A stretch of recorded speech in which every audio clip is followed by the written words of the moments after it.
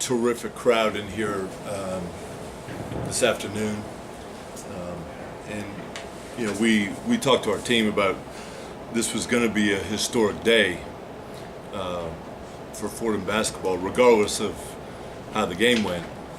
To retire 2 jerseys and honor 2 men that played here, pretty cool.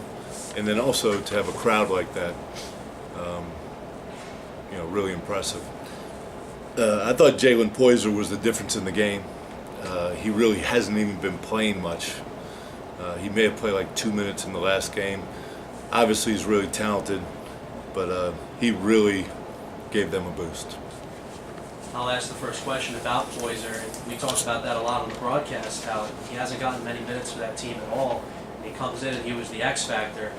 Did it kind of play in that they have so many dynamic players, Bonaventure, that you guys, I'm sure, were keying in on in practice and worrying about, and then he comes in? Was it a case of weren't really ready for what he was bringing to the court because there wasn't much to review of his play? No. So we know who he is. I mean, he played at UNLV for 2 years. We know exactly who he is. He's a really talented guy. What Bonaventure does every single night is defend. And so they did that again today, but then you also add in the offensive explosion. So, no, we know who he is. He just hasn't played as consistently here this year, but tonight he certainly did. Coach, you guys started off very well, 10-2 start. And then the wheels started to fall off. Could you explain what happened after that 10-2 start? Yeah, so our defense, and again, their defense was consistent for 40 minutes. That's what they do. But our defense did kind of just make them think a little bit for the first few minutes. They probably missed some shots that maybe they're used to completing.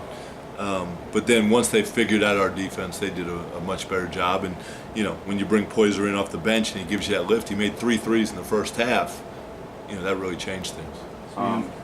Speaking on the defense, I know you guys struggled on the perimeter tonight. Was it the 2-3 or was it the boys not stretching out far enough, getting there fast enough? What did you see when you made the switch to man?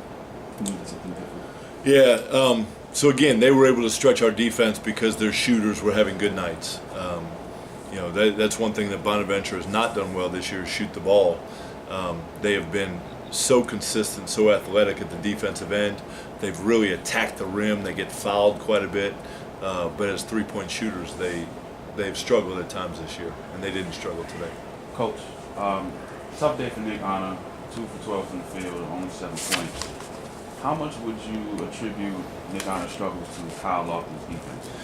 Well, so Bonaventure guards really well at every position, meaning they're really long and athletic. And so they can afford to get beat off the dribble a little bit because they've got shot blockers behind. So Lofton is a really good defender, and they play that starting 5, and then today they played Poyser as well. But they play those 6 guys, and they really have become great defensively as one-on-one defenders, and they've got the help behind them. And then with the length of all of their players, can you explain how difficult it is to try to score on them? Right, so I think that's really a big difference in this game. So when you look at other Atlantic 10 teams, there are long teams, there are tall teams. You add in the one shot blocker who is an elite shot blocker with all that other athleticism around him. That really does make it hard to score, and a lot of teams have had a tough time scoring against them. Coach, we talked about the 10-2 run to open the game. 8 of those 10 points were scored by Jalen Cobb. He only ends up with 12 points to lead the team. What changed that Bonaventure did defensively to shut him down after scoring those 8 quick points? Yeah, good question. And, so I don't know is the answer. Part of it is they were doing a very good job after the beginning of the game on ball screens.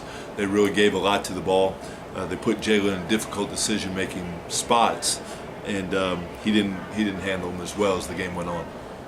In the second half, compared to the first half, y'all were in it still. In the second half, in the paint, it seemed like things shifted. And you're still looking for a little bit more presence down there from you. Yeah, so, the fact there was a 10-point game at half, the way I felt about it was we missed 5 free throws in the first half. Maybe we missed a layup or 2. And then when they hit that 3 right before the buzzer, it easily could have been a tie game, or we could have been down 3 or something. The second half, they really did a good job of attacking us at the rim, and they found the seams in our zone and got the ball right to the basket. Coach, one of the few bright spots, true ball hands, double-digit rebounds. He's had more productive games over the past few. What's the biggest change in his game that you've seen over the last few compared to earlier in the season? Yeah, so I think he's rebounded that way consistently throughout the entire year. He is playing more now, and we are playing him exclusively as the 4 spot. So in other words, he's out there with either Jesse or Onyi. But his rebounding has been consistent all year.